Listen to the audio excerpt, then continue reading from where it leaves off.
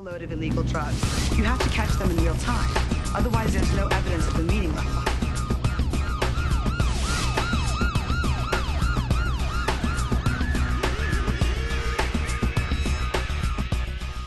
억울하게 자유를 억압받고 약 13년에 이릅니다. 현대사회 범죄를 해결하는 데 중요한지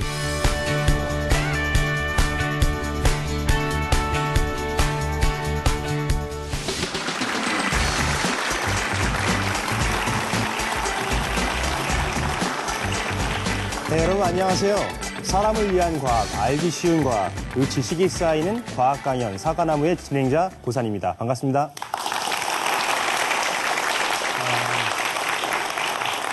네, 여러분 혹시 셜록 홈즈 아세요? 네. 그리고 또 과학 수세대 CSI 혹시 많이 들어보셨나요? 예. 예전에 셜록 홈즈는 뭐 범인의 구두에 붙어 있는 흙의 종류로 이 사람이 어디를 지나왔다 뭐 이런 거 추적했었는데 요새 CSI를 보면은 정말 과학 기술이 아니면 절대 발견할 수 없는 그런 단서들로 범인을 잡아내곤 합니다. 정말 과학이 어디까지 활용될 수 있는지 정말 아주 재미있게 보여주는 예라고 할 수 있는데요. 오늘 강연자는 바로 이러한 과학 수사에 대해서 들려주신다고 합니다. 이번 강연자 어떤 분인지 한번 만나보겠습니다.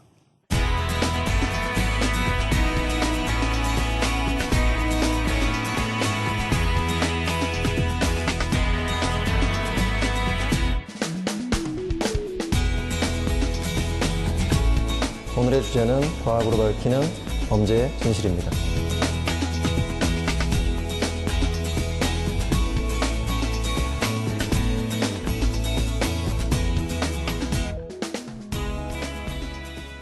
예, 오늘의 강연을 해주실 유재설 교수님을 큰 박수로 모시겠습니다.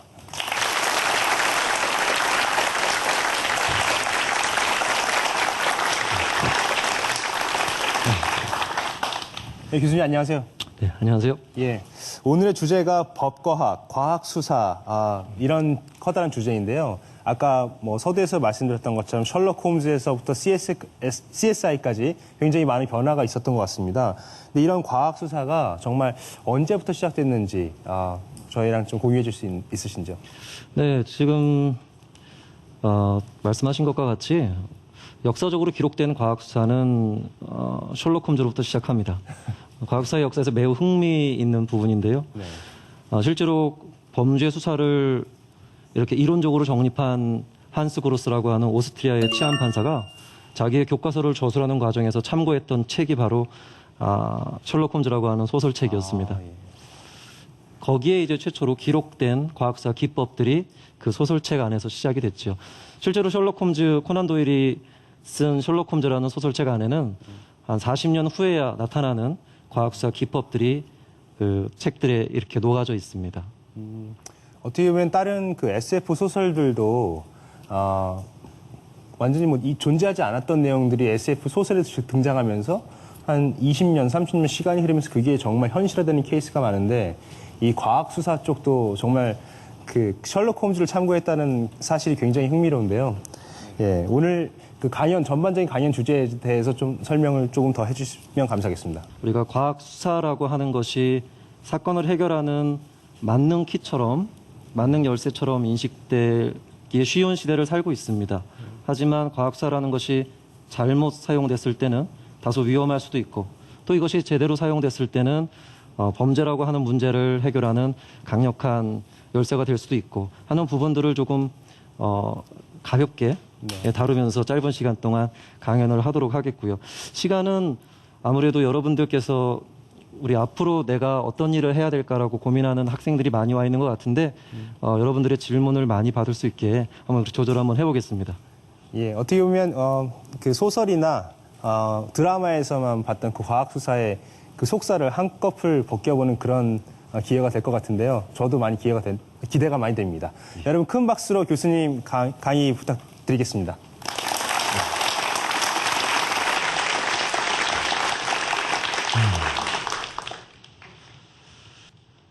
참 많은 매체들이 과학을 활용한 수사 이런 것들을 다루고 있습니다. 2001년도로 기억하는데 미국의 한 방송사에서 CSI라고 하는 새로운 드라마를 송출한 다음에 실제로 미국 내 많은 대학들이 법과학이라고 하는 학문에 관심을 보였고 10배가 넘는 대학들이 법과학 과정을 개설했습니다. 우리나라도 최근 법과학과 관련한 많은 학과들이 생겨나고 있고 프로파일러라든지 과학사 요원이라든지 이쪽 분야에 관련된 직업군을 선택해서 가고자 하는 학생들이 늘고 있죠. 아마도 과학사에 대한 이해가 조금 더 깊어진다면 그러한 사회적인 어떤 방향 이런 것들 조금 더 정확하게 잡아줄 수 있는 기회가 되지 않을까 생각을 합니다. 오늘 제가 꺼낼 이야기는 다소 여러분들이 기대했던 과학수사의 이야기와는 거리가 조금 있을 수도 있습니다. 하지만 과학수사가 그렇게 사건의 수사에 강하게 사용되기 전의 시절에 있었던 몇 가지 사례들을 통해서 왜 과학이 정확하게 적용되는 것이 현대사회 범죄를 해결하는 데 중요한지 여러분들께 잠시 소개하는 시간을 갖도록 하겠습니다. 오늘의 주제는 이너슨 프로젝트입니다. 이너슨 프로젝트는 결백 입증 프로그램, 결백 입증 프로젝트 이렇게 우리말로 표현할 수 있을 것 같습니다. 실제로 1992년 미국의 한 대학에 2명의 법학자가 계획을 세웠던 프로젝트입니다. 영국의 한 생물학자가 DNA를 통해서 개인을 식별할 수 있는 기술을 학계에 발표한 것이 1980년대 일입니다. 그 이후에 범죄 수사는 급속도로 발전을 했죠. 물론 DNA 기술의 발전이 범죄 수사에 굉장히 큰 역할을 미쳤습니다. 그것이 미국으로 건너와서 과거에 있었던 많은 사건들, 예를 들면 살인 사건이라든지 아니면 강간 이러한 위험한 사건들의 범인으로 몰렸던 사람들이 저 사람들이 범행을 저질렀다라고 말할 만한 그 어떤 물적인 증거들, 손에 잡히는, 눈에 보이는 물적인 증거들이 없이 재판에 회부되고 기소되고 그리고 그 사람들에게 유죄가 선고돼서 실제로 형을 살고 있는 사람들이 아마도 많을 것이다 라고 하는 그 2명의 학자들의 의심으로부터 이 프로젝트는 시작됐습니다. 실제로 2014년인 올해 기준으로 316명이나 되는 무고한 사람들이 자유를 다시 찾았습니다. 그중에 일부 사람들은 사형을 선고받은 사람들도 있었습니다. 상당한 사람들은 미성년자인 때에 감옥에 들어가서 형을 살고 있었던 사람들도 있었습니다. 이들의 평균 재소 기간은 이들이 다른 사람이 했던 범행으로 인해서 억울하게 자유를 억압받고 감옥에서 살았던 평균 재소 기간은 약 13년에 이릅니다. 여러분들 한번 생각해 보시죠. 내가 하지 않은 일을 통해서 내가 만약에 감옥에 가는데 그 어떤 변명의 기회도 주어지지 않았습니다. 아무도 나의 말을 믿어주지 않습니다. 그 상태에서 억울하게 종신형이나 사형을 선고받고 언제 죽을지 모르는 형 집행을 받고 있습니다. 과연 여러분들이 그런 입장이라면 어떻게 되겠습니까? 지금이라도 13년을 살다가 나와서 다행인가요? 이들의 빼앗긴 13년은 과연 무엇으로부터 회복될 수 있을까요?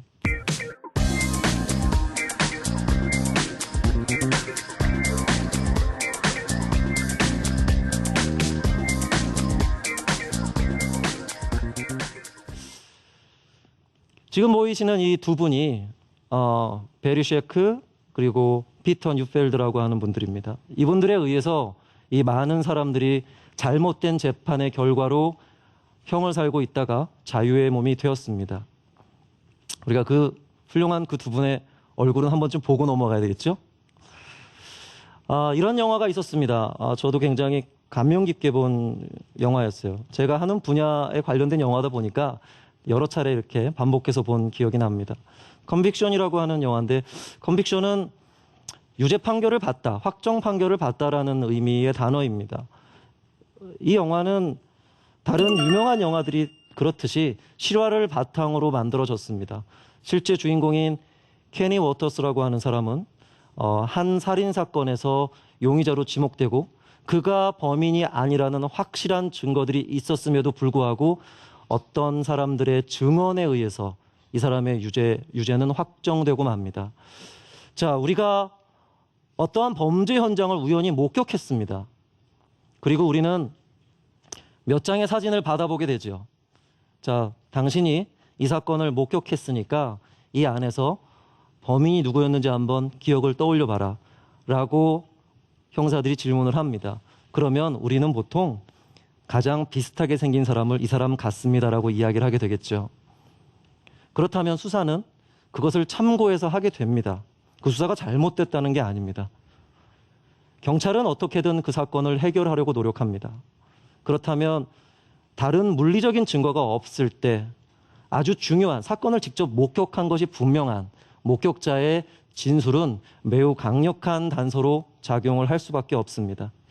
역시 케니 워터스 사건도 그러한 강력한 목격자의 증언에 의해서 수사가 재개되고 그리고 케니 워터스가 범인이 아니라는 사실들이 분명하게 존재했음에도 불구하고 그보다 목격자의 증언이 훨씬 더 강력하게 사용됩니다. 1980년 5월 21일 미국에서 발생한 사건입니다. 50대 한 여성이 몸에 많은 상처를 입고 살해를 당합니다. 현장에 있던 토스트기에는 피가 묻은 지문이 있었습니다. 피가 묻은 이 지문은 개인을 식별하기에 충분한 수준의 특징을 갖고 있었습니다. 그래서 최초의 범인으로 지목되었던 케니 워터스의 지문과 비교했습니다. 결론은 케니 워터스의 지문이 일치하지 않는다였습니다. 그리고 당시에 자기의 직장에 있었던 케니 워터스의 알리바이를 설명해 줄 수 있는 증인들은 얼마든지 있었습니다. 그런데 경찰이 사용한 증거 중에 가장 신뢰했던 증거는 바로 케니 워터스의 범행을 입증해 줄 목격자였습니다. 이때만 해도 미국에서도 재판에 이렇게 물적인 증거들이 강력한 역할을 할 거라고는 여겨지지 않았던 것으로 보입니다. 현장에 있었던 혈액형 그리고 현장에 있었던 피해자가 쥐고 있던 피 묻은 머리카락 그리고 토스트기에 남아있는 지문 그리고 케니 워터스의 근무일지에 적혀있는 그의 확실한 알리바이 이것들은 바꿀 수 없는 명백한 케니 워터스가 범인이 아니라는 분명한 증거였습니다. 그러나 그는 결국 재판에서 모든 것을 인정받고 종신형이라는 확정 판결을 받습니다. 케니 워터스에게는 동생이 있었습니다. 여동생이요. 여동생은 고등학교를 졸업한 그냥 공부를 많이 하지 못한 어려운 가정 환경에서 자란 그런 사람이었습니다. 자신의 오빠가 억울하게 누명을 쓰고 감옥에 갔지요. 이 케니 워터스의 동생은 로스쿨에 들어갑니다. 그리고 로스쿨을 졸업하고 변호사 자격을 딸 때까지 18년이라는 세월이 걸립니다. 대단하죠? 여러분들에게 하나의 목표를 향해 지금부터 다시 공부해서 그렇게 엄청난 시험에 통과하고 어떠한 역할을 하기 위한 준비를 하라 그런다면 우리가 그만큼 두려움 없이 하나를 향해서 갈 만한 용기를 가진 사람들 쉽지 않겠죠. 이 케니 워터스의 동생은 결국에 변호사가 됐고 그때 마침 이너센트 프로젝트가 시작된 지 얼마 안 됐을 무렵이었습니다. 당시 현장에 남아있던 용의자의 흔적들 중에 그 혈액 몇 방울을 이너센트 프로젝트에 맡기고 그리고 케니 워터스의 DNA와 비교하는 작업이 시작됐습니다. 결론은 당연히 케니 워터스의 것이 아니었겠죠. 그래서 18년 만에 케니 워터스는 석방이 됩니다. 석방되자마자 6개월 만에 불의의 사고로 사망을 합니다. 그가 감옥에 들어갔을 때의 나이가 29살. 그리고 석방됐을 때의 나이가 47살이죠. 예, 그리고 이제 자유의 몸이 되니까 얼마 되지 않아서 또 불의의 사고로 사망을 하게 되죠. 이래 한 사람의 인생만 들여다보면 참 안타깝지요. 그런데 정말 미국 사회에 얼마나 더 많은 이러한 사람들이 있는지는 아무도 모릅니다. 현재까지 밝혀진 것만 300명이 넘으니까요. 아직 법의 보호를 받지 못하고 그리고 자기를 방어할 그 어떤 방법도 쓰지 못한 억울한 재소자들이 얼마나 더 있을지는 아무도 모르는 일이죠. 그러면 사람들은 왜 이러한 판결을 만들어낼까요? 그들도 분명히 많은 것들을 논리적으로 생각을 했을 텐데 왜 이런 판결들이 이렇게 많이 일어날까요? 주요 원인은 바로 여기에 있습니다. 목격자의 잘못된 지목. 과거의 과학사가 발전하기 전에는 그 사건을 직접 목격했거나 아니면 살아있는 피해자들이 주장하는 것이 절대적인 신뢰를 줬었죠. 그래서 이 사람들의 진술을 통해서 범인을 지목하게 됩니다. 보통 이제 라인업이라고 이야기를 하는데 관련돼 있는 사람들 아니면 동종 전과자들 그런 사람들을 이렇게 한 줄로 세워놓습니다. 그리고 피해자 또는 목격자에게 한번 사람을 지목해봐라라고 이야기를 하죠.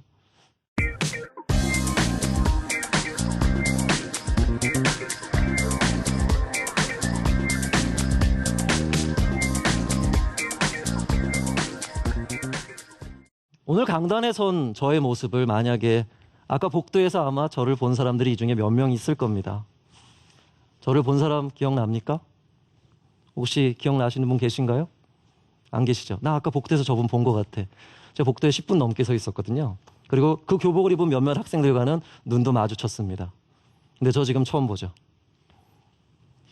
자, 아주 급박한 범죄 현장이 있습니다. 또는 그것이 나의 범죄, 내가 당하고 있는 상황입니다. 근데 내가 본 것을 얼마나 믿을 수 있을까요? 그것을 옆에서 본 나의 사건이 아닙니다. 지나가다가 봤습니다. 그것을 얼마나 믿을 수 있을까요? 이들에게 주어진 몇 장의 비슷한 사람의 얼굴이 담긴 사진 또는 그 사람들의 어떤 모습 그리고 그 안에서 범인을 골라내야 할 겁니다. 그 순간에. 그렇다면 비슷한 사람을 골라내겠죠. 비슷한 사람이 바로 그 범인일까요? 이너슨 프로젝트에서 무죄가 확정된 판결의 75%가 이렇게 목격자의 잘못된 지목으로 발생합니다. 그 다음엔 잘못된 법과학의 적용이나 해석입니다. 법정에선 법과학 전문가들은 이렇게 이야기를 합니다. 현장에서 발견된 이 머리카락이 저 사람이 갖고 있는 머리카락과 형태적으로 비슷하냐라고 물어보는 검사의 질문에 형태적으로 비슷합니다라고 이야기를 합니다. 그러나 거기에 대해서 이 나라엔 얼마나 더 많은 사람들이 저러한 형태의 모발을 갖고 있는지에 대해서는 이야기하지 않습니다. 또는 현장에서 발견된 O형의 혈액형을 가진 혈흔, 그것이 범인의 것과 피고인의 것과 일치하는지 질문합니다. 맞습니다. 일치합니다. 하지만 전체 국민의 4분의 1이 그러한 혈액형을 갖고 있다는 이야기는 또 하지 않습니다. 잘못된 법과학의 적용이나 그 법과학을 통해서 무엇을 입증하고자 하는 전문가의 잘못된 또는 소극적인 증언들, 이런 것들이 또 이러한 오판을 만들어냅니다. 참 놀랄만한 일입니다. 살인을 저지르거나 강간을 저질렀었다는 이유로 종신형이나 사형을 선고받을 그 사람들이 자기의 잘못을 스스로 인정하는 비율이 전체 사건의 25%에 이른다는 겁니다. 믿어지십니까? 내가 하지 않은 살인사건의 범인이라고 스스로 자백합니다. 이런 일들은 수사기관의 회유 또는 더 큰 범죄를 숨겨줄 테니까 이것을 인정해라라고 하는 어떤 모종의 협상, 이런 것들이 크게 작용을 하게 되겠죠. 마지막으로는 나쁜 의도를 가진 정보 제공자입니다. 이 케니 워터스의 사건과 마찬가지로 케니 워터스의 사건에서 제보를 했던 사람은 케니 워터스와 당시에 동거했던 동거녀였습니다. 동거녀와 다시 동거를 시작한 새 남자친구, 그 사람이 동거녀로부터 그 사실을 듣고 경찰서에 제보를 했죠. 돈을 바라고요. 이렇게 무엇인가를 바라고 잘못된 제보를 하게 되는 겁니다. 그런 것들이 중요한 증거로 활용되고 케니 워터스 같은 억울한 피고인들이 만들어지는 것이죠. 법과학적 증거는 양날을 가진 검과 같습니다. 과학이 발전할수록 범죄를 해결할 수 있는 한쪽 날도 점점점 자라지만 다른 쪽 날은 나를 향해서 이렇게 자라납니다. 과학적 증거가 잘못 사용되거나 또는 과학적 증거가 아예 사용되지 않을 경우에는 자칫 이 칼은 엉뚱한 사람을 베어버릴 수도 있습니다. 과학이 발전하는 것도 중요하지만 과학을 사용하는 사람들이 과학을 어떻게 사용할지, 어떻게 사용하는 것이 정의로운 것일지를 먼저 생각하는 것이 훨씬 더 중요한 문제일 것 같습니다. 오늘 강연은 여기까지 할까요? 감사합니다.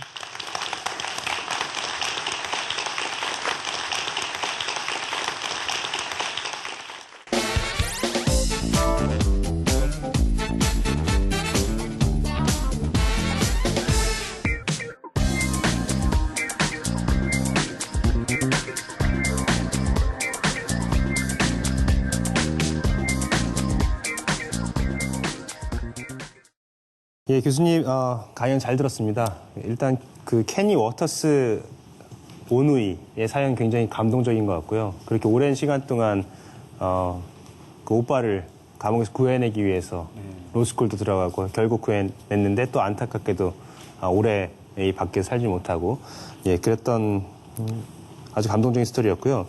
오늘 혹시 여기 방청객들 학생들도 굉장히 많은데 혹시 교수님께 강의 들으면서 궁금한 점 있었으면 지금 질문을 좀 받아보도록 하겠습니다. 뭐 아주 간단한 질문도 좋고요. 좀 이거 어려워서 교수님께서 대답하실 수 있을까? 이런 아주 어려운 질문도 좋습니다. 대답 안 할 거예요. 예. 오늘 강연 너무 감명 깊게 들은 한 학생입니다. 현재 저의 꿈이 프로파일러거든요. 그래가지고 오늘 강연이 더더욱더 저한테 가슴에 와닿았는데요. 프로파일러가 되기 위해서는 범죄심리학과라는 거를 전공을 하면 된다고 들었습니다. 근데 범죄심리학과 외에 법의학과란 것도 전공을 해야 한다고 들었는데요. 법의학과랑 법과학과는 어떤 차이가 있는지 굉장히 궁금합니다. 범죄 수사를 다루는 과학, 증거과학이라고 이야기를 합니다. 증거과학. 증거과학을 이제 법과학이라고 얘기를 하는데 법과학은 크게 두 가지 분야로 나누어집니다. 하나가 바로 지금 말씀하셨던 법의학. 법의학은 주로 죽음의 원인을 밝히는 일. 우리가 흔히 부검이라는 단어를 떠올리면 됩니다. 그리고 반대쪽에 있는 것이 바로 좁은 범위의 법과학입니다. 좁은 범위의 법과학. 프로파일러가 되기 위해서는 물론 프로파일링을 구성하는 주요 학문이 아마 심리학이 될 수 있을 겁니다. 그런데 저는 이렇게 생각해요. 제 개인적인 의견입니다. 저는 일단 프로파일러가 아니기 때문에 그리고 심리학을 전공하지도 않았고요. 프로파일러가 되기 위해서는 과연 현장을 잘 모르고 현장에서 일어나는 어떤 눈에 보이는 물리적인 현상들을 이해하지 못하고 범인의 심리를 이해할 수 있을 것이냐라는 생각이 듭니다. 그래서 프로파일러가 되거나 아니면 프로파일러를 뽑는다면 현장을 먼저 물리적으로 잘 이해하는 사람이 되는 것이 이루어져야 될 것 같습니다. 제 생각에는 심리학을 공부도 하고 과학도 공부하는 게 좋지 않을까요? 오늘 과학 이야기하는 곳이죠?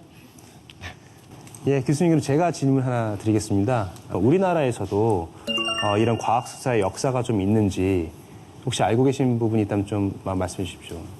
아까 서두에 말씀을 드렸지만 법과학 자체가 1900년대 초반에 책에 쓰여졌을 만큼 100년이 약간 넘은 역사를 갖고 있고 100년 전 초창기는 주로 시체 부검 그리고 지문 이 정도의 과학에 국한돼 있었던 것이 바로 법과학 분야였었죠.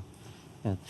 우리나라의 경우에는 아무래도 많은 어려움을 좀 겪으면서 법과학이라고 하는 새로운 학문이 정착되는 데는 오랜 시간이 걸렸습니다. 다행히도 우리 사회가 이렇게 안전하다라는 평가를 받는 이유는 일찍 그러한 과학수사 기법들이나 제도들이 도입됐기 때문입니다. 그래서 그러한 것들이 빨리 정착을 했고 현장에 나가는 우리나라 과학수사 요원들의 수준이 그 다른 선진국의 과학수사 요원들의 수준에 못지않기 때문에 사회가 이렇게 안전하게 유지되고 있다라고 생각을 합니다. 물론 뭐 다른 많은 요인들이 사회를 안전하게 하겠죠. 오늘 과학으로 이 범죄를 예방하고 또 범죄자를 추려내고 또 누명을 벗겨주는 그런 이야기를 들어봤습니다. 오늘 아주 재미있는 강의 해주신 교수님께 큰 박수 부탁드립니다.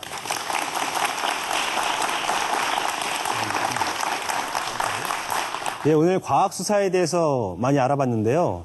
이 과학수사라는 것이 아주 교활한 범인들을 색출하는 데만 쓰이는 줄 알았는데 아주 무고한 사람들을 구해내는 베리 쉐이크와 피터 뉴펠드의 이런 이노센트 프로젝트에서 316명이나 되는 사람들을 구해냈잖아요. 이런 용도로도 쓸 수 있구나. 참 감동적인 그런 이야기였던 것 같습니다. 오늘 그 진실에 대해서 다시 한번 생각하게 되는데요. 진실은 항상 그 경계가 모호합니다. 근데 바로 이 과학적인 방법론이 그 모호한 진실의 경계선을 점점점 뚜렷하게 보여줄 수 있는 그런 방법론이 아닌가 하는 생각을 한 번 더 하게 됐습니다.